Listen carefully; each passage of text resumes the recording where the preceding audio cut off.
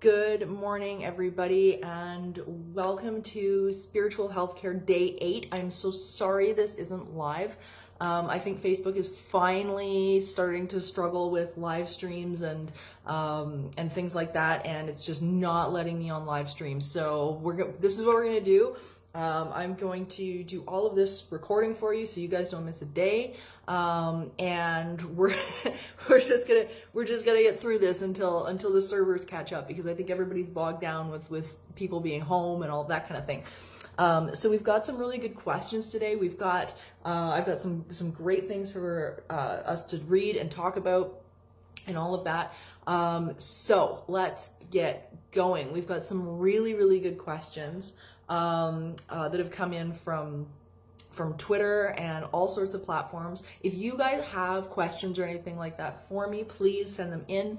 I'm having a blast. I've got tons of them being emailed and whatnot. So we've got lots to pick from and lots to work with. So, but I tend to get them on Twitter and things like that a little bit quicker than I do to email, because I've got hundreds of emails that I'm trying to get through all the time. So, okay, so we talked about some really great points yesterday. We really went down the rabbit hole. We got into sort of quantum physics, really, about the paranormal and how it all applies, and the idea of time shifting and multiple universes and all sorts of stuff. So today's question is great. It actually comes from Ghost or Weird on Twitter. And I had to get a hold of this because I think there's so much in here. And they wanted to know is it possible that we go through our lives and see ghosts that we don't even know about? You know, they brought up the idea that, well, maybe we've got, 2 in every 100 people that we meet spirits are actually dead. And it's an interesting concept to talk about. So of course, none of that statistics is substantiated in any way. But it did get me to thinking about a question that comes up for me quite often, and that is, what is the difference between people who experience this stuff and experience paranormal and psi phenomena, and people who don't at all, people who just go through their life, they don't experience it, they have nothing going on? What are sort of the qualifications that you need to be able to see in some way these experiences? And so oftentimes this question gets asked and the immediate response comes back, well, we don't know. And that's simply not true. Statistics and researchers have been looking at this for a very long time. A lot of universities have been looking at this because they've been wanting to know what does qualify these people to be able to experience these things, especially when they're studying them in things like laboratory or Ganzfeld experiments, and they need to actually know who is more acceptable to this phenomenon and receptive to this phenomenon. So there's a number of qualifications. People that tend to be more open, people that tend to be less afraid of vulnerability, people that have less emotional baggage going on. So the people that are, really focusing inward, cleaning up their stuff, people who are open to the idea of new things, just in general in their lives. That's a big one. People who tend to be a little bit more mindful and aware of their space is another one. There's multiple qualifications that actually really does determine the likelihood of you experiencing some sort of paranormal phenomena. So now, that being said, what we've also noticed, just at least for myself as investigators and over the years that I've been doing this, is, of course, the quality of what you're experiencing also depends on your emotional set point. So the people that, for example, are, do lean towards being more open, but tend to be experiencing more of the negative side of things, that definitely tends to be basically tends to be like a situation where you're getting back the reflection of their state of being. So for example, the people that are kind of hanging out in that negative headspace more often, but are more open to things going on and happening in their environment, and believe there's paranormal occurrences and things like that, tend to be the ones that are experiencing the more negative phenomena. Now that being said, on the opposite side of this, we've got the other side too. We've got the situation where, well, wait a minute, what about the other people? What about the people that are experiencing this like amazing things, and you know, they're getting visitations from their dead loved ones and things like that? And they tend to be the ones on the other side of that spectrum. The people that are experiencing a little bit more joy, they're experiencing happiness, they're you know, focusing on making sure that they're maintaining a good emotional state. They're doing all of those things to look after themselves. And then you couple that with being more open and being more, you know, as I say, not so afraid of vulnerability, you know, more outgoing, more willing to engage with people and that type of thing. And all of a sudden, bam, you've got a really great formula to be experiencing some of this phenomena. So there is a bit of a science to it. And it's something that, as I say, researchers at universities and things like that have been looking at for quite a long time now, and because it's relevant to a lot of ESP experiments and stuff like that. So this is not something that's, you know, well, we just don't know why it happens. Well, actually, we're coming pretty close to understanding maybe not the what it is, but what makes us susceptible to this kind of thing. So it's not necessarily that we have control over it, but we can make ourselves more prone or more, you know, I guess, prone to experiencing the right things if we really work at it and allow for it. Because this is honestly, this can be some of the most wonderful things in our experience. It's really cool. And somebody on Twitter today, it was really great, brought up something very interesting that I wanted to bring up with you guys too. And that and really relates into the idea of paranormal phenomenon and survival mode that we go into. Oftentimes when we think about paranormal research, we think about survival after death. But what's interesting is that being in that survival mode when we are experiencing trauma or we're experiencing stress, like what we're dealing with now with the virus, and a lot of the economic shutdown and things like that, we typically go into survival mode, which is, you know, we're not going to feel about this. We're not going to deal with this. We got to think about what we need to do next, and that's it. We'll cry about it later. And that's it's become a really big thing. And I think that so many people can relate to being in that state. The problem is that some people actually never leave it. Survival mode can be a great tool in the moment to get ourselves through a crisis, but it's not something that is meant to survive in our bodies for a really long period of time. You know, that it ends up creating a lot of adrenaline. You know, we're kind of white knuckling through things often. And when we get people that tend to be sitting in that survival mode, it kind of does one or two things in my experience with clients, and that is it cuts us off from that state of well-being that allows these good experiences to flow, and it cuts us off from that positive stuff, but it also ends up sort of disconnecting us in with the stuff that we don't really want. You know, we start attracting more of the same situations over and over and over and over again, and we can't figure out why. Oftentimes, you know, you'll hear people saying, you know, I've moved from house to house to house to house, and I can't get rid of, you know, this, you know, negative entity, or I can't get rid of this situation, or I keep attracting terrible people. And we see this so often. And what people don't realize is that the common denominator with all of these places is you. It's you. And that's good and bad news, because it means not only can we start to change it, we can start to reshape it, but it also means that you're responsible for that reshaping. You're not responsible for the thing that may have happened, but you are responsible for how we're reacting to it and how you're recreating your new environment so that you can start to break that pattern and break that habit. So I want to talk to you guys about a process today. So we always do our processes. We love those. Where you guys can start putting this stuff down, sort of start putting stuff down in a separate category so you can let your brains go a little bit and start to chill out and relax. And this is a process I give my clients frequently, that I'm now going to pass on to all of you. And it's basically what you're going to do is you're going to take a piece of paper. I'm going to actually draw this out for you guys so you guys can see what the heck I'm talking about. We're going to use the back of an envelope. So what you're going to do is you're going to have your piece of paper, and you're going to end up, so you know what? No, I'm going to get a better piece. Just a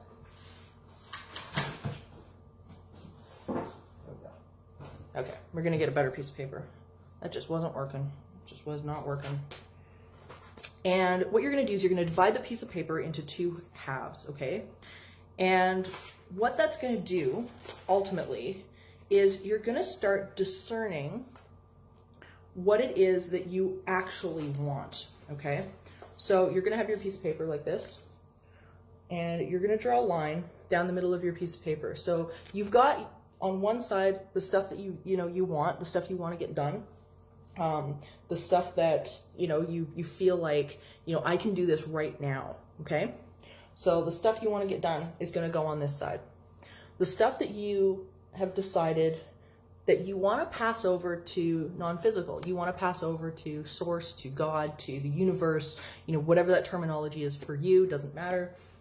And you're going to start listing all the things that you want them and source or God or whatever to start to do on your behalf, okay? So you're going to start writing all this stuff down, and you're probably going to have about, I don't know, maybe a few things on the one side, right, that you can do, and you're going to put as much as you can on the other side. So your to-do list has now just suddenly gotten a lot shorter. I use this process all the time, and it works amazingly well. It doesn't matter where you are, where your state of mind is. So you're gonna list those out, and then you're gonna let the one half go. Okay, I want you to start thinking about them like they're your universal fairies. They're your magical beings that will come and start checking this off your list. Whatever you have to tell yourself, it doesn't really matter. Whatever your belief is about it. But what's really interesting is that being able to sort of turn that over to something else and just being able to let some of this stuff go will start to really clear up your state of being and clear up your mindset. And what's really interesting is that when you start to let some of this stuff go, when you're not white knuckling, when you're not grabbing on to all of these things that you think you have to do right now, you're going to find that somehow pathways start opening up and stuff starts getting done. And it seems crazy because it seems like, well, how is this supposed to work? I'm not doing it. If I don't do it, then who the hell's going to do it? But you're going to find that stuff starts to get checked off. And when you start working on the stuff that you can, and you start working on the stuff that you can control, you're starting to put yourself in a state of being that will allow the other things to start to get under control as well. Because how we are, how we be, and how we present our energy is what we end up attracting. So the more things that we end up getting done, the more things that end up getting completed seemingly on their own, but it's not necessarily on their own. It's a pretty cool process. So I want you guys to start, trying this out if you want. I find it's just great. Sometimes it's just great to get this stuff out of your head and onto paper, but let non-physical be your partner. Let non-physical kind of step in and start to work for you. And the more you can align with the idea that this stuff is done, that everything is okay, you're going to find yourself checking this stuff off the list a lot easier. But let non-physical do some of the work, because it will. It really will. It always does. So the little bit that I want to read to you guys today, I always have good books, is again, is from The 20th Plane, A Psychic Revelation. And I mentioned this yesterday. This book is actually by my great-great-grandfather, Albert Durant Watson. And he was an amazing guy, amazing physician in Ontario, and worked with a channel by the name of Louis Benjamin. Now, this is a really interesting book because most of this is what he recorded from Louis Benjamin. And Louis Benjamin he very much believed, and so did my great-great-grandfather, that he was able to channel non-physical entities, non-physical beings, and the discussions are uplifting, they're inspiring, they're amazing, and I want to read a little bit to you guys today, and hopefully you guys can take away some of this as well. So this was done in question and answer. The question was, shall we know each other in the astral life? Answer, yes, if we want to. Question, what does Booker T. Washington look like there? Answer, as we. No difference in soul. Sometimes one wears a brown suit, others in white. And we are nearly all here the pale pink of seashells. Question: what are some of the occupations on your plane? Answer: this is of utmost importance, so I'll step aside while Samuel speaks. Here he is. One of the most important avocations we follow here is this, and get it exact. The knowledge that those of your plane require a higher form of inspiration is to you obvious, isn't it? My great-great-grandfather says, yes, it is. And they say, then we study to be the ego to enter into the consciousness of those on your plane who deserve our entry into their subnormal life. Often we've spent years in the thought life of a higher being of your plane. Now, in answer to your question as to the avocations of this sphere, I can tell you nothing we strive to accomplish is half as important as being vehicles of the wider light of knowledge to the greater souls of your plane. The law for success in that form of activity on our plane is one of perfection in character, sincerity, humility, love, sympathy, vision, and the electric form of the super essence of thought vibration, vibrating in the color aura of the cosmos in infinite activity. Read what I have just stated. Such a great passage, and I think it just goes to show, you know, like we really aren't knocking on some locked door here. We get to experience some of this amazing phenomena, whether it comes in the forms of apparitions, whether it comes in the form of visions and psi or whatever, but we get to tap in and experience some of this stuff, and it is really some of the most amazing experiences of our lives if we allow that. So, you know, we talked a bit about earlier, you know, how do we let these experiences in? How do we let the good ones in? And how do we, you know, leave the bad ones where they are? You know, how many spirits do we meet in a year? Hard to say exactly how many we meet in a year, but, you know, we can allow that focus, allow that energy to manifest in different ways in our experience. And as I say, the process that I gave you guys a few minutes ago is a great way to do that. It's a great way to experience it, where we get to start to actually see non-physical working on our behalf. And it's a really fun way to go. And it's a fun thing to be able to play with. So I want to give you guys something to do, as I always do, near the end here. And the one thing I wanted to give you guys today that, you know, I've been doing and I just absolutely love, are some amazing meditations from Iyanla Vanzant. So if you guys know anything about Iyanla, she's amazing. She is a life coach. She is a lawyer. She's got an amazing show on the OWN network called Iyanla Fix My Life. She does some amazing podcasts, and just a brilliant human being, and just so incredibly bright. And she is offering these amazing free meditations. Okay, all you have to do is go to her website, you know, and sign up. I will post the link on Entity Seeker, the Entity Seeker Facebook page for you guys to go sign up. As I say, it's totally free. And she will email just the most amazing meditations every day that you guys can kind of get your fingers into and work yourself into a better state of allowing. Because again, you know, we want to allow that connection with non-physical. We want to allow that connection. We want to give it the least amount of resistance into that connection as possible, so that we can start to see this stuff really, really work, and, you know, be able to partner with all that is in order to, you know, move through these rough times right now. So I'm going to post that online and whatnot. Please join me on April the 4th. Again, we have Ritual, Exorcism in Film and Television that's going to be out, I'm going to be presenting on Crowdcast. So please get your Crowdcast account. Grab a ticket. They're only $20.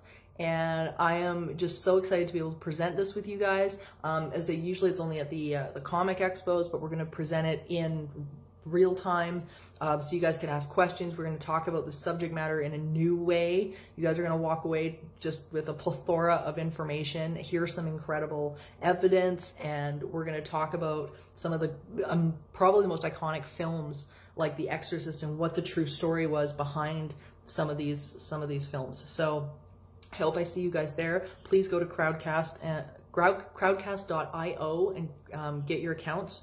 I can't wait for April 4th. And yeah, so thank you guys so much. I'm so sorry that the live stream would not work today. What a pain. But I think Facebook will probably correct it soon. So hopefully we will be live again tomorrow. But until then, please stay safe. Please stay home. And I will see you guys tomorrow right here on Facebook and, you know, whatever other live stream we figure out. So, okay. Bye, everybody.